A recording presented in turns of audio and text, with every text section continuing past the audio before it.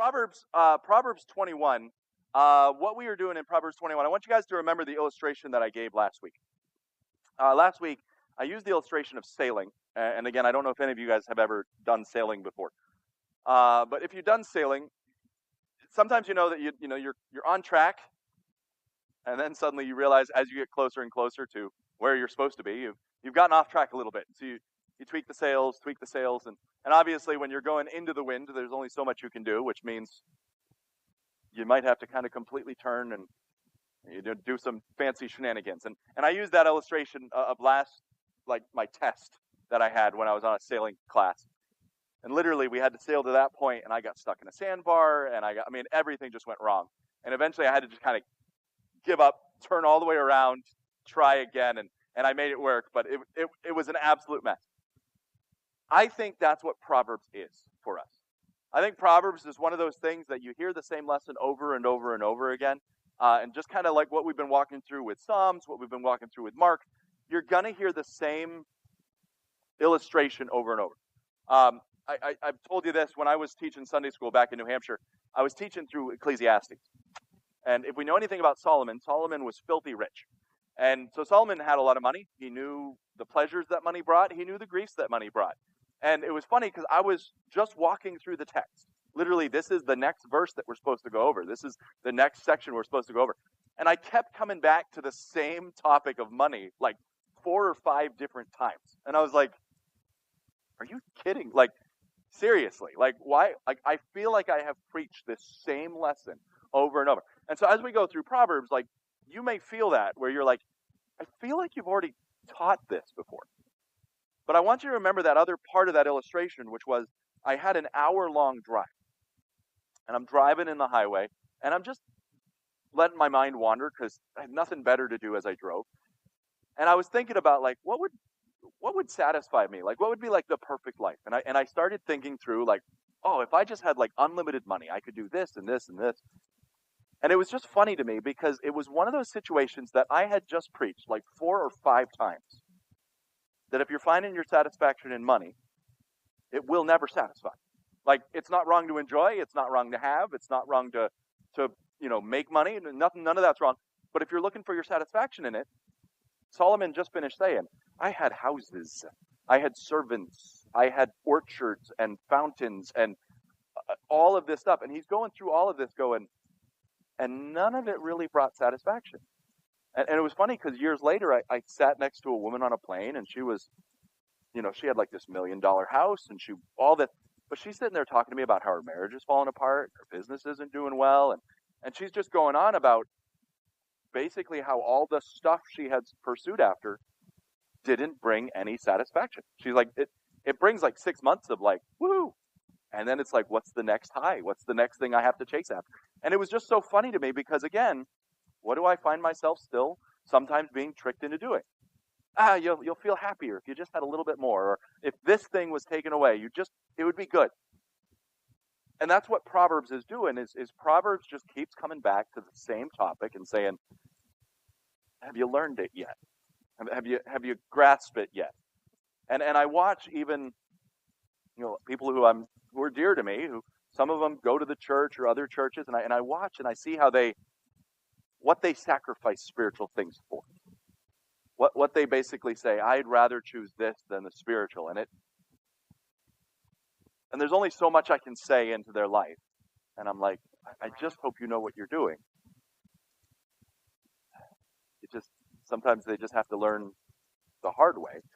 But again, the reason we spend so much time here in Proverbs is that idea of, hey, let's make the tiny adjustments while we can.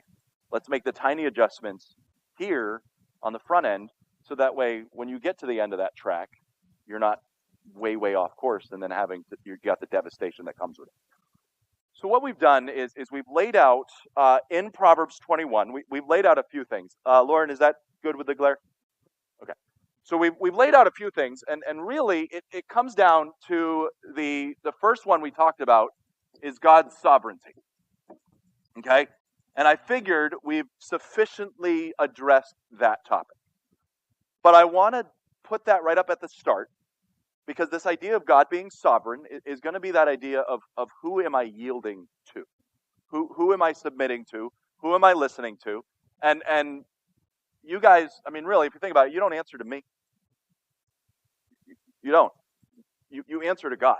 Now, I have some level of accountability that I'm responsible for what I'm teaching. I'm responsible for, but I'm not even the shepherd, so to speak. I'm the under shepherd.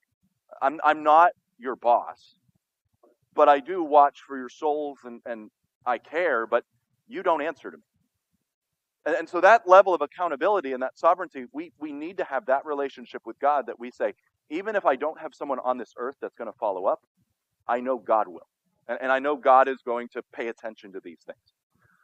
And so when we look at that idea of sovereignty, you think about all the sins that we talked about even this morning, and they get boiled down to the idea of idolatry, which is putting someone else in the place of God. And so I want us to meditate first on that, and we have for a long period of time. Then it's the idea of underneath God is the idea of are you obeying him? Now I want to point this out, and this is why I phrased it the way I did. Because again, you're not obeying me.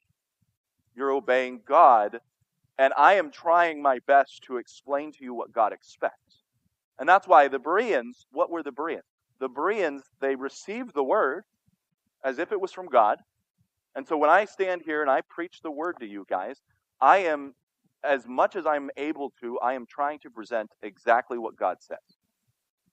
You are responsible for what God says to you. If what I say matches what God says, then you're responsible for what I say to you. But if what I say disagrees with Scripture, then it's your job to ignore me. And that's where the Bereans come in, and they accepted the words, but then they went back to Scripture, and they did the due diligence to make sure it matched. All right? And that's where the obedience comes in, because if you see, I've looked at Scripture, I've matched it to what God says, now I need to obey. And that's where the obedience comes in. And so last week, we looked at the illustration of Saul. And Saul was this guy who was very clearly told, go utterly destroy the Amalekites. And Saul came and he kept playing the I did. But the way you test whether someone has completely obeyed is whether they've actually done what was told. And in the case of utterly destroy the Amalekites, it was unbelievably clear whether he did it or not. And that's why Samuel, in a little bit of sarcasm, goes, what's this bleating of sheep that I hear in my ears and the lowing of cattle? Like, I'm hearing animals that you should not have here. And what did Saul do? He came up with excuses. He came up with reasons why it was okay to disobey.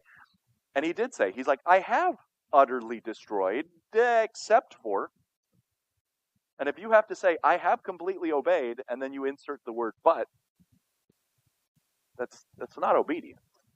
And that's the thing. Like, you ever notice that with like little kids? They'll go on and on about how much they've obeyed and how much they've done, and then they'll be like, but, okay, what they're about to say just completely nullifies what they said beforehand. And that's where we have to come back and say, am I submitting to the sovereignty of God? Am I obeying what he's clearly taught? And then beyond that, we then start adjusting our life accordingly. Now, if you have your notes, and I don't know if you still have them, but we're on point 5, if you so desire to follow along in the notes themselves. Point 5 is basically taking this idea of what do we do with our pursuits? What do we pursue after? What are we going after? And now, with this idea of our obedience and our sovereignty lined up, we then can come down and say, all right, what do I pursue, or what do I chase after? And what do we do about it? And that's what the rest of this chapter of Proverbs is all about. And it's going to be smattered all over the place with just various little tidbits of wisdom. But it's the idea of it is okay to pursue plenty. And I want to lay that out.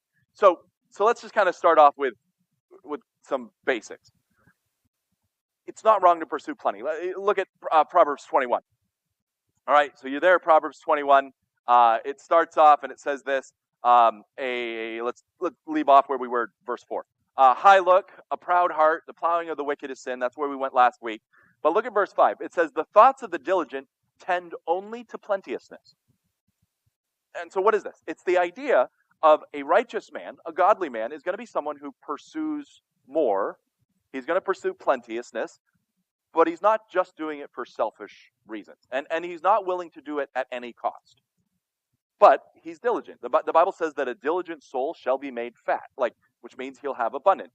So if you are someone who is diligent, you are okay with doing the work, and you're okay with pursuing good things. And the Bible says in verse 5 that the thoughts of the diligent tend only to plenteousness. He's not going to be lazy. He's not going to be slack-handed. He's not going to be like, oh, well, God will bring the increase, so I don't need to go plant my field. No, he's going to be the type of guy who says, hey, God will bring the increase, but I'm going to go out and I'm going to plant. And I'm going to go till up that field over there so I can plant there too. Now, I know God brings the increase on both these fields, but I'm going to go do the work to make it easier for God to bring the increase. Now, could God just magically drop seed in the field and I never plant it? Okay, theoretically, yes. But God has kind of ordained a special way for it to happen, which is break up the ground, sow the seed, water it, take care of it, and you trust him to actually make it fruitful. And that's the illustration that even Paul uses about giving the gospel, where he says, hey, I have planted, Apollos has watered, but it's God who brings the increase. And it says, in the morning, sow thy seed, and in the evening, withhold not thine hand, because you don't know which one is going to prosper, either this or that, or whether they both shall work. And the idea is you just get out there and you sow the seed. But the idea here in verse 5, because I think what he's trying to do is we could get discouraged in going, well, this might not work. Or there's just so much risk in doing it wrong, I might as well not try. And he goes, no. The heart of the plenteous, the heart of the diligent, goes toward plenty. It is okay to pursue this. But I want you to notice that the idea here is growth on its own is not necessarily a good thing. Growth is good. Growth should happen. But I want you to think about things that grow that aren't good. Fungus. If you've ever had that happen where, you get in a house and you're looking around and you're like, yeah, it's black stuff. That's, okay, it grows. And it grows a lot, but that doesn't mean it's a good thing. Tumors. They grow. They're not necessarily a good thing. You think about certain things. There are some things that are bad that will grow very quickly. So just because you're seeing prosperity, just because you're seeing something grow, doesn't mean it's a good thing. And just because something's small doesn't mean it's a bad thing or under God's judgment. Because there are times, I've been studying out the 17 and 1800s, and you got some of those guys who they see a revival and they're preaching to thousands of people in a field. And then there's other times where this guy goes in and he can barely get a few people together.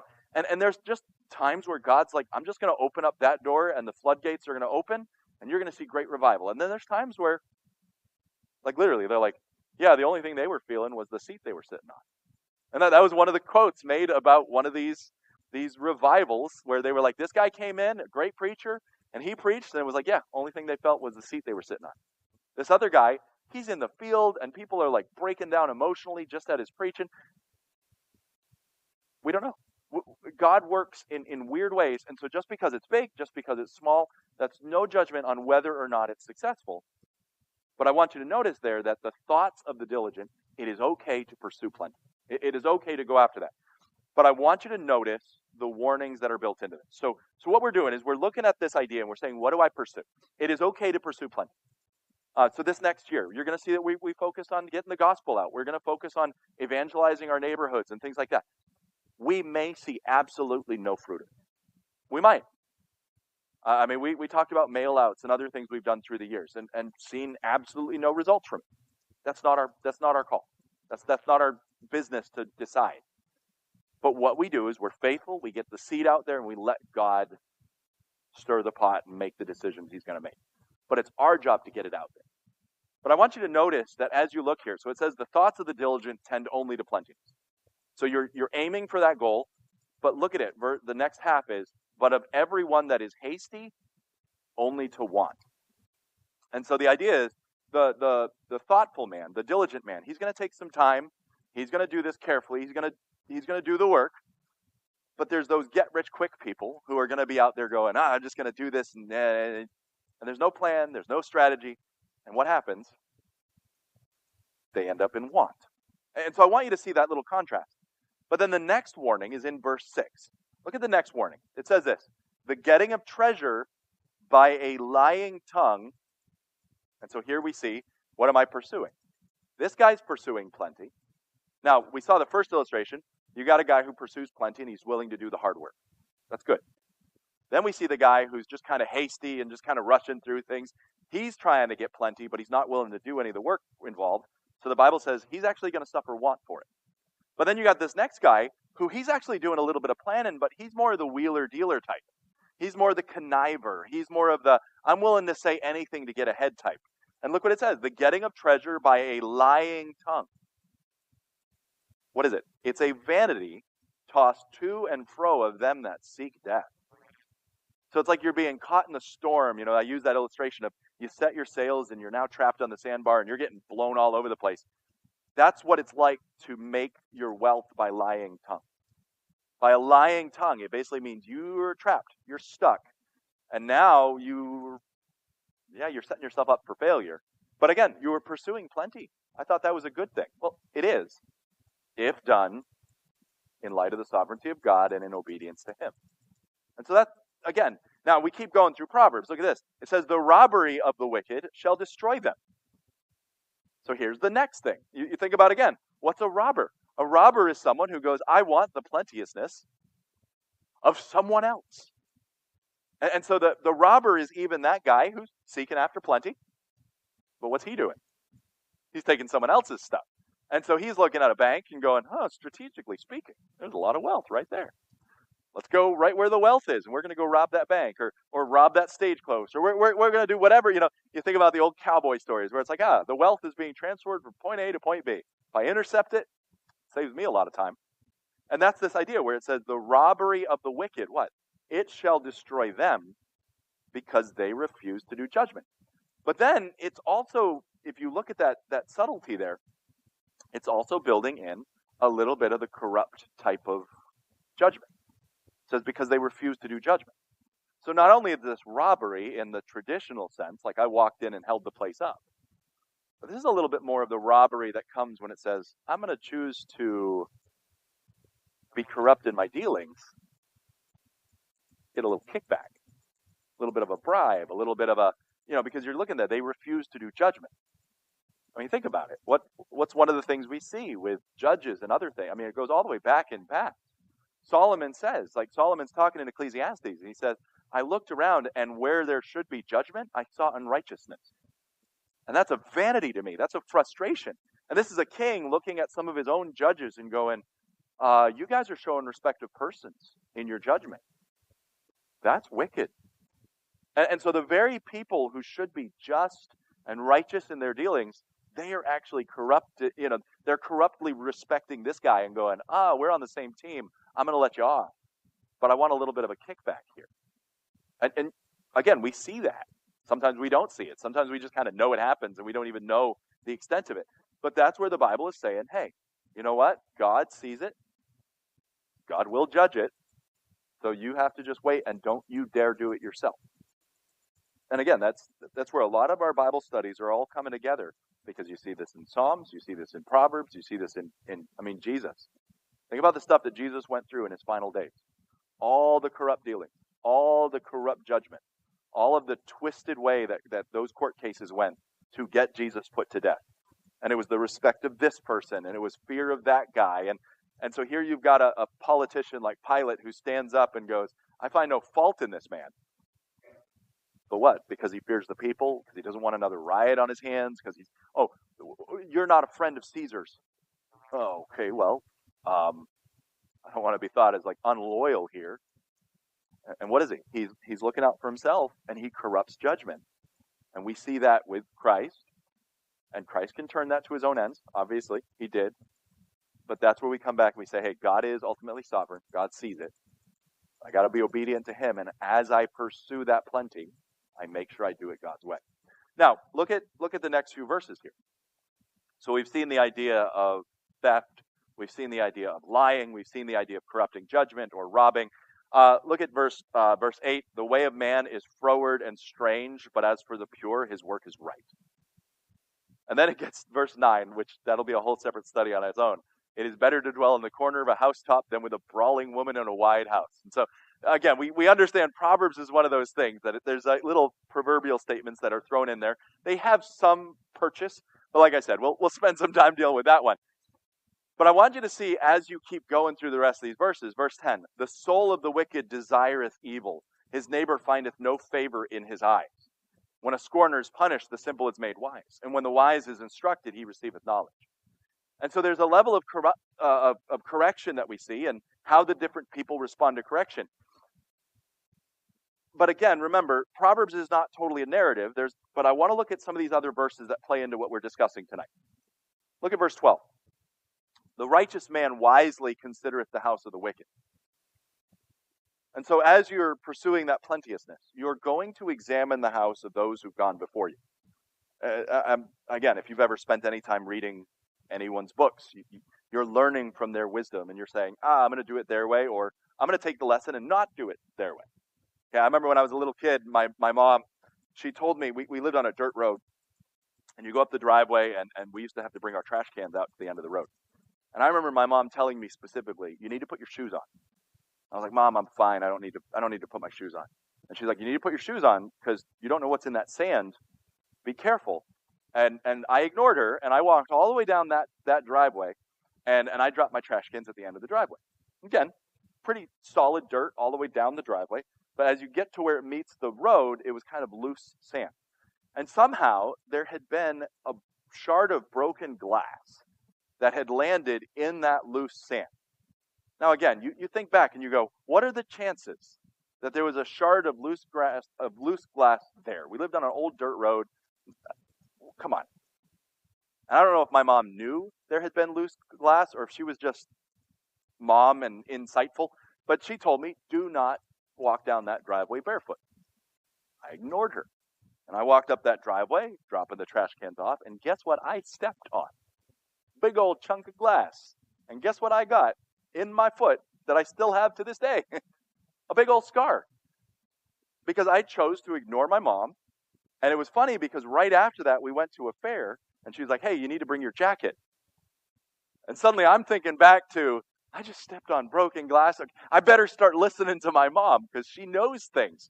And it was one of those things that, like, from then on, whenever I walked on dirt, you better believe, like, I felt a little something on my foot because I was like, I remember that time I stepped on glass. Now I've got to be careful. And especially when, like, my mom told me things, I was like, I better listen to my mom. Like, it got me a little paranoid, you know? And that's what the Bible is saying, is that you are going to learn from other people's mistakes, or you're going to have to be forced to learn from your own. And that's where sometimes God, in his sovereignty, is going to smack people in front of us. And the whole reason he smacks people in front of us who are pursuing that wickedness is to straighten us out and to get us not to follow their way. And so we shouldn't be surprised when we see evil, and then we see that evil get absolutely smashed, because it's God trying to get our attention. And so that's why if you look at those verses we just read, it says things like, hey, if you get the robbery of the wicked, what? It's going to destroy them. And if you're a righteous man, you'll be able to watch that person sin and say, I'm not following their path. Well, honestly, what happens with a lot of us is we kind of have to go through it ourselves. But then the Bible says that you're going to have this type of character called a scorner who won't even learn even though God is smacking him. And it says, ultimately, the scorner is just there to be destroyed because he just refuses. He who being often reproved hardeneth his neck. What? He shall suddenly be destroyed, and that without remedy. So I want you to see that as we pursue plenty, we are still doing it God's way. We're still following his act. But as we walk through this, I want to kind of land this study. Look at verses 16 and so on. Verse 16, we hop down, and it says, a man that wandereth out of the way of understanding shall remain in the congregation of the dead. And so what is this saying? Again, it goes along with this idea of as you pursue things, sometimes God will smack you. Sometimes God will correct you. You need to listen to those warnings. Sometimes he'll do it through preaching. Sometimes he'll do it through just the school of hard knocks. Sometimes he'll do it through other means. He'll get your attention. Listen to that. And the Bible says, he that wandereth out of the way of understanding, what? You're basically going to die. And now, that doesn't mean like physically you're dead. But you think about people who stubbornly refuse to listen, and the death of dreams, the death of relationships, the death of family, the death of a job. Like that's where you're going to be. You refuse to listen, and sometimes the only thing left is that separation, that death. But I want you to notice, because again, remember we talked about this idea of what are we pursuing at? And the diligent man's going to pursue plenty, but he's going to do it the right way. The wicked man, he's going to pursue plenty, but he's going to lie, cheat, steal, take bribes. He's going to do whatever it takes to get that. But I want you to notice here, verse 17. He that loveth pleasure shall be a poor man. He that loveth wine and oil shall not be rich. Now pause here and let's think about what this verse is saying. It says, he that loveth pleasure shall be a poor man. Okay? Think about what happens when you absolutely love something. What do you tend to do when you absolutely love something the moment you have two nickels to rub together? You go buy it. And so what happened? I mean, think about it. Like, I like Dunkin' Donuts. Dunkin' Donuts is good. All right? I very quickly had to change my behavior because Dunkin' Donuts got really expensive. But when Dunkin' Donuts was cheap, it was really nice. And, I was working full time and I could swing by a Dunkin' on the way to work, pick myself up a Dunkin' or two, and drive over to work a full shift. And I had my Dunkin' and I loved my Dunkin'. All right? Great. But I remember there was one time I was driving to school and I decided to swing through a Dunkin' and I got myself a coffee and a donut. And I handed cash. And I handed them a $10 bill and they handed me back $2. And I was like, oh, sorry, I think you gave me the wrong change. They're like, no, our prices have gone up. And I was like, I don't love Dunkin' as much as I did anymore. Because why? Because I suddenly started realizing that's like a kid's Lego set now. That's a few gallons of gas. That's half, third hour of work, whatever you're paid.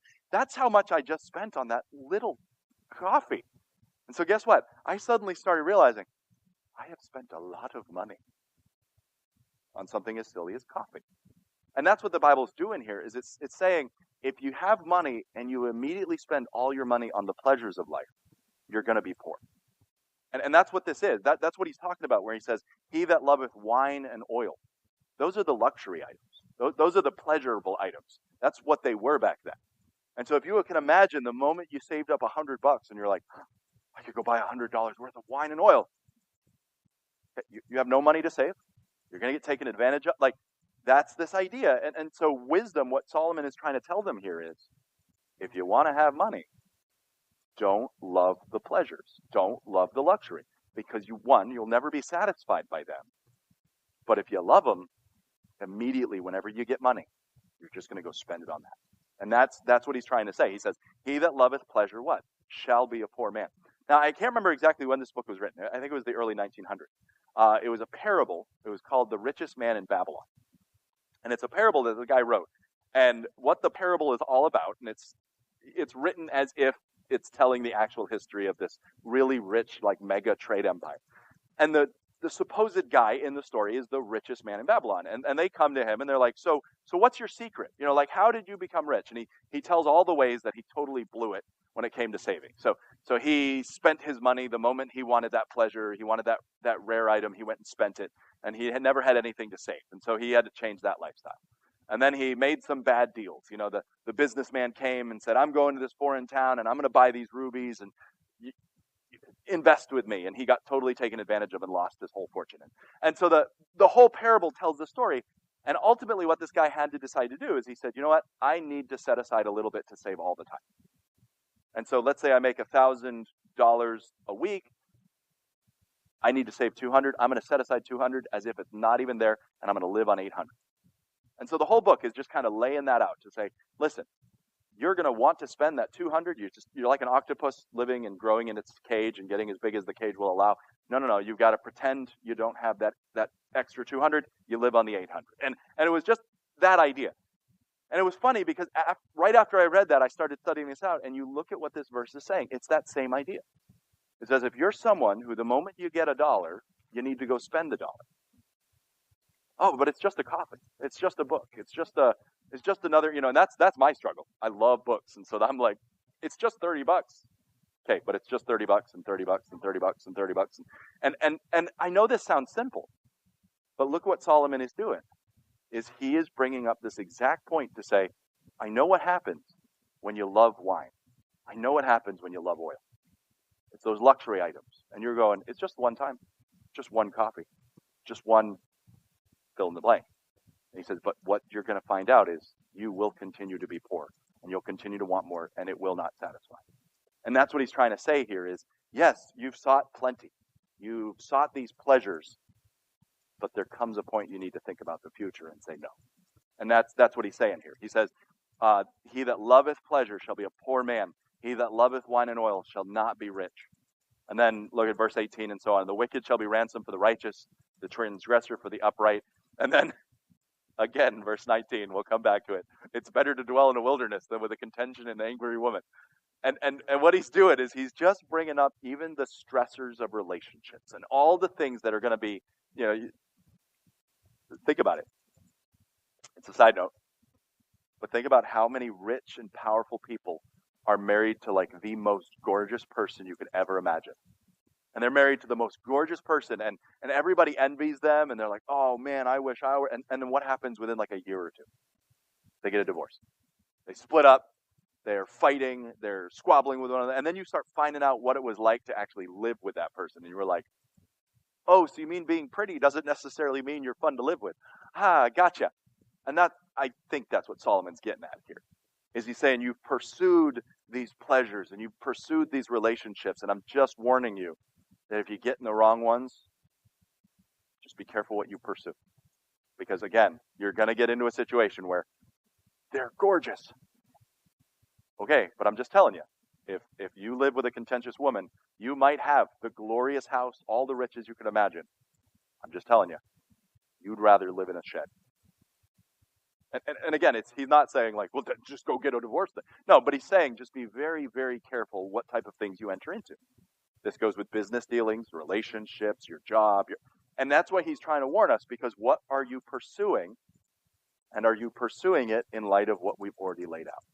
So that's why it starts off with the sovereignty of God and obeying God. And then it's saying, now, once you do that, pursue the right thing. And so you go down through. There's a lot more we can say about that. Again, you can read some of the notes there. Let's look at one final thing here. Look at Ecclesiastes 7. All right, Ecclesiastes 7. And we'll wrap it up here, take questions or comments, and then we'll call it a night. But Ecclesiastes 7. And I find this interesting because Ecclesiastes 7 is a verse that should not be foreign to us. All right, Ecclesiastes chapter 7. And look at verse 11. Okay? And so again, we're talking about money. We're talking about what you pursue after. And we started off with the sovereignty of God. We said you have to be obedient to what God is. And then as you pursue these things, you do it within light of God's wisdom. You do it God's way. You pursue it, again, trusting God. But again, it's not wrong to work hard and try to prosper. But again, you're not using those underhanded means. And there's just all these little adjustments that we can deal with. But I want you to look at Proverbs 7, verse 11. Proverbs 7, verse 11 is going to lay out two things. It's going to lay out the idea of wisdom, which is what we've been talking about tonight. And it's going to lay out the idea of money, which is the other topic we've been dealing with tonight. And so you've got the idea of wisdom and money. And look at Proverbs. Now, Solomon had plenty of both. Okay, so a guy who has a lot of wisdom is better than someone who has a lot of money. Someone who has a lot of money is not better than someone who has a lot of wisdom. Someone who has a lot of money and wisdom, well, that's a pretty good combination. All right? And so again, that's why we're saying it's not wrong to pursue money. It's not wrong to pursue wisdom. But again, if you're pursuing them for just their own ends, they're not going to satisfy. And that's what Solomon's trying to get at. But if you look at Ecclesiastes 7, verse 11, look what he says. He says, wisdom is good with an inheritance, for by it there is profit to them that see the sun. And so if you're going to leave an inheritance and you're going to leave wisdom to know how to deal with that money and all of that, that's good. That's great. Go for it. And so he's again, imagine this. If you had to work to earn your money, you understand the pain and the sorrow, and you understand what that money's worth. Okay? I've got an uncle who built a business, got very rich. He understands what it's like to be poor. He understands what it's like to be rich. He understands what it is to build a business. He understands all that. You then pass that whole wealth on to someone who never had to earn it. Now they are in a state going, money's meaningless to me because I have so much of it. I don't know what it's like not to have it. And what do? They tend to very flippantly use their money.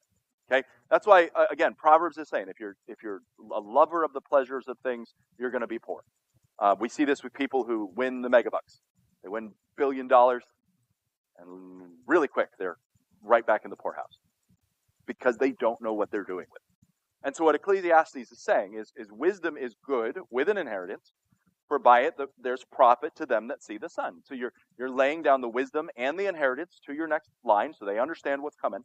But I want you to see this. He says, all right, so there's two things that are going to protect you in life: money and wisdom. There's two things that are going to help you get ahead in life: money and wisdom. They're both great. Again, he's not anti-money, Solomon. He's very rich, all right? It said that a stone of silver was like a rock of the street. It's not even worth picking up. That's how rich he was. It was not worth his time to bend over and pick up a block of silver. Like, filthy rich is the way we would describe that. But look what he says in verse 12. He says, for wisdom is a defense. Okay, we'd all agree with that. But then the next one, and money is a defense. And so what's he saying? He's saying that both of these things are going to help you protect yourself. Wisdom and money. They're both going to help you protect yourself.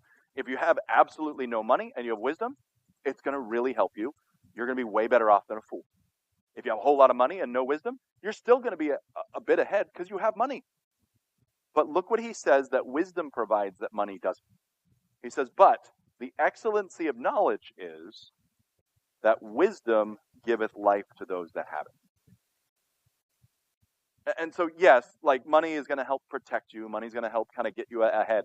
But wisdom is actually going to, a lot of times, it's going to help you protect your life. It's going to give you life because it's going to tell you what to live for. It's going to tell you how to live. It's going to tell you how not to live. And so there's a wisdom that comes from saying, I'm going to submit to God. I'm going to do things God's way.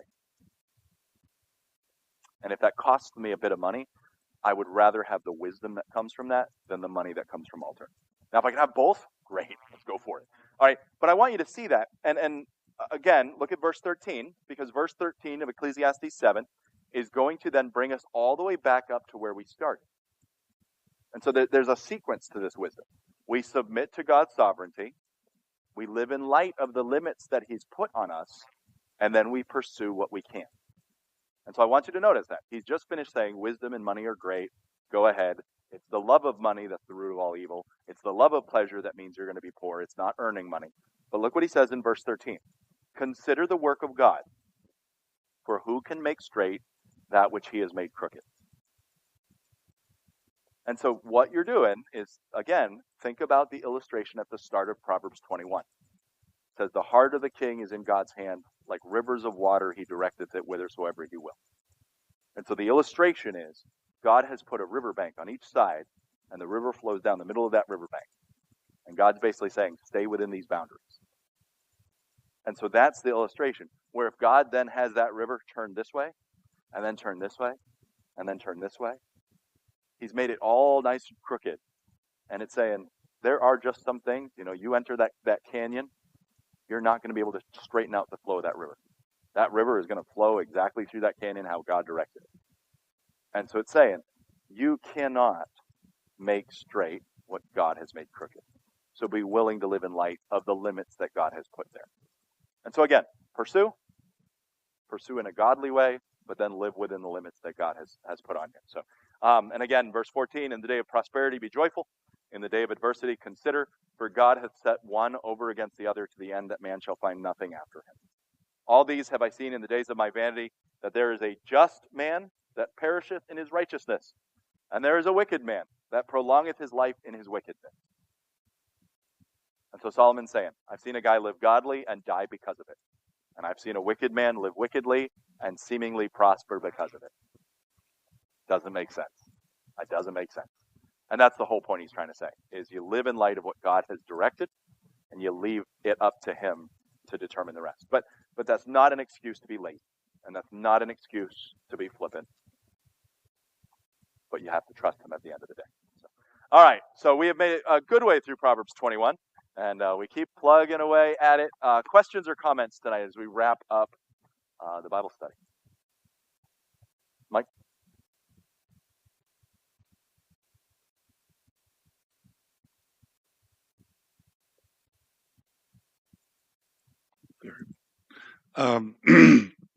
Yeah, and reading through just these few proverbs, and then having a general understanding of most of them, it just seems like the world is absolutely ignorant Yeah. of these truths. Yeah. You can't hear news of the world without realizing that they're contrary to these proverbs. You know, you can prosper if you do this. Well, that doesn't even enter into their imagination, and you will fall if you do that. And that's where they are. Yeah. Over and over. It's really very disconcerting.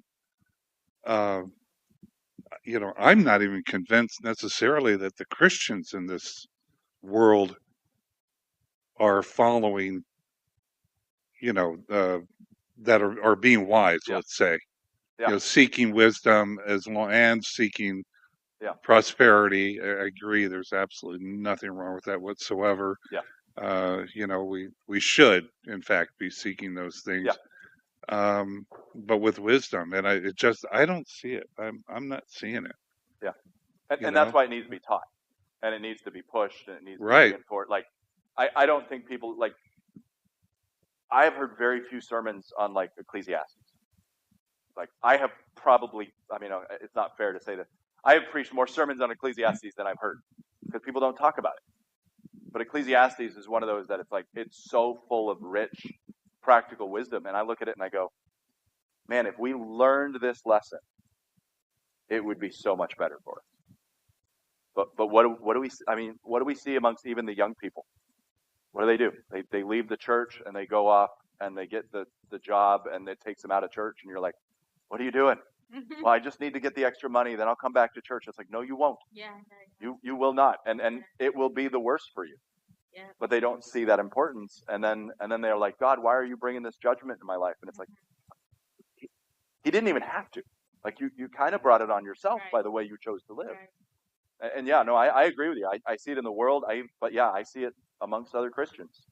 They just, and I think that's why the Bible is going to repeatedly say, don't walk in the sight of your own eyes. Don't be worldly. Anything that lifts itself up against the knowledge of God, you need to cast it down. Because it's so tempting because it's a short-term gain. I'll use this illustration. We were at a raptor farm this week.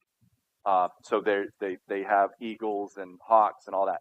And the guy was pointing out that eagles are unbelievably intelligent, but they have a very smooth brain. All of their neurons are connected to each other.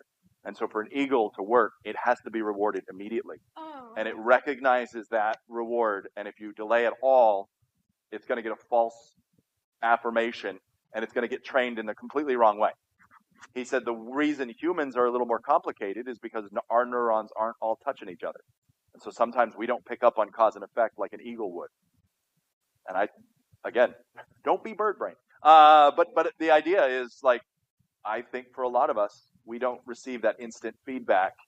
And so we're tempted to continue to live in the sin or the bad behavior. And Right. but it was just interesting that he said, like, a bird needs to be reinforced right away, and it'll learn. And it was just like, that'll preach. Joseph. Yeah, I was just going to make a comment and then a question. But my comment is, my dad, he was a steel fabricator. He made rails and gates and stuff. He had a customer up in the Hollywood Hills. This guy was a billionaire. And through the course of his business, he did a lot of work for this guy. And I remember one day we were over there, and my dad made a comment to him. He says, I bet your clothes are always nice. He says, I bet you get really good clothes at Bloomingdale's or whatever. And he laughed, and he told my dad, he goes, that's for the people that want to be rich. He goes, I have a tailor in Hong Kong, and I have him make everything for me. And that stuck with me because it's true. Like, when we were talking about what Solomon was saying about the wine and the oil, and it just seems like the people that are really have the money and are wise, which this guy was. He was very wise with his money. They tended to shy away from that. So that was kind of like the comment I wanted to make. And then the other question was, at work we have this group of people that are into investment stocks and stuff. And every morning it sounds like, this and that, they're going through it. And I made a joke to them. I said, why don't we just get the newspaper out and bet on horses, So with that being said, I didn't mean that, but Yeah, I'm yeah, just saying, um, what is the line between, you know, getting hasty yeah, in there and in doing it the right way? I mean, yeah, it's kind of related, you know, yeah. in a And sense. So and that's a tough one. So you joke about the why don't we bet on a horse race?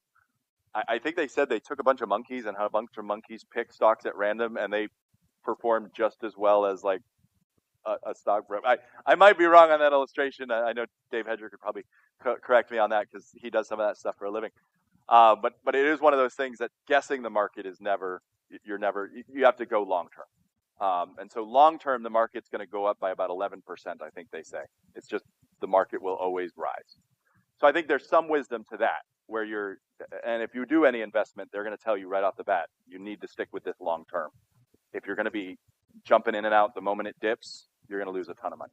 And so I think there's something wisdom wise about that. If you knew that something was going to gain 11% over the next 10 years, it would just be wise to get in. If you knew that it was going to, if you knew like you had to hop in and out of it, that's the hasty aspect. So I think that, and again, yeah, I don't know how it plays out with the stock market. I don't understand all of those things. All I know is that it does go up like yeah, all the time. so it's fair to say that, yeah, it makes sense. So, you know, it's long term. Yeah, That's different than, you know, say the guy, because they do both. They do short and yeah. they do both. And, oh, we made a bunch of money. Let's get it, you know. And then the other one. So if you're doing it over long term, I guess that would make sense, you know. And you've got to be careful. So this is where one of the latest trends the last few years, there have been a lot of people imitating like Bitcoin investment. And so what they'll do is they'll text you. And you might have gotten this text before. And they'll text you. It was a wrong number. And so you'll be like, oh, sorry, that's a wrong number. Oh, you sound friendly. Let's talk. And suddenly they'll direct you over to Telegram, or they'll direct you over to WhatsApp, or they'll direct you over to some other channel. And suddenly they're pretending to be your friend, and they're getting you to send them pictures, and they're all being friendly. And then they start trying to bait you with, hey, I figured out I'm part of this Bitcoin investment. We've got a node that's opening up this Friday. You want to jump in on it? All you have to do is submit $100. I'll get you in. And the term for it is called a pig butchering scam, because what it is it's you fattening you up to slaughter you. And so they're flattering you, they're trying to build you up. Oh, you're such a great person. Hey, I want to help you out. And what they do is they get you to send them $100, $200, whatever. And then what they do is they might even give it back to you the first time. And then you're going, oh, I could make a lot. And what they'll do is they'll send you screenshots of the amount of money they just made short selling on Bitcoin. Oh, I just made $5,000 today. It was this quick little node that opened up. You want to be part of it? And what I've done before is I've kind of gone along with their game for a little while, and I've used this one's screenshots and sent them to this one, and they were like, "You've just been scammed. Like your money's gone." And so I've played one scammer against the other just to kind of see. But that's what they're doing. They're trying to get you to go in on the hasty investment, and they're trying to take advantage. And typically they're going to take advantage of those people who don't know the tech well enough. And no one would ever deceive me like that. And that's what they're trying to do. So I think you've got to be very careful about the short-term high gains, because if it sounds too good to be true, it just is. Whereas investing in markets, you're investing over a long-term, multiple different things, and that's where I look at that as different, because you're looking over a 10-year span or something. You're not hasty. So anyway. So again, if you get the message of you got to do it now or else, it's probably you're probably playing into Proverbs 21. He who's hasty to be rich will fall into a snare. Any final questions or comments on all that? All right, so we'll close out. We're coming up to the end of Proverbs 21, and then we'll see where we go from there. Mike, can I get you to close us in prayer, and then I think you had something. Lord Jesus, again, thank you so much for this evening. Thank you for the wisdom that you've imparted to us through Solomon and the pastor. And Lord, thank you for having our minds open and our hearts open to the precious truth that you wish to share with everybody in this church, in the neighborhood, in this state, and in the world, Lord. Such great truth, such great wisdom. Thank you. Amen.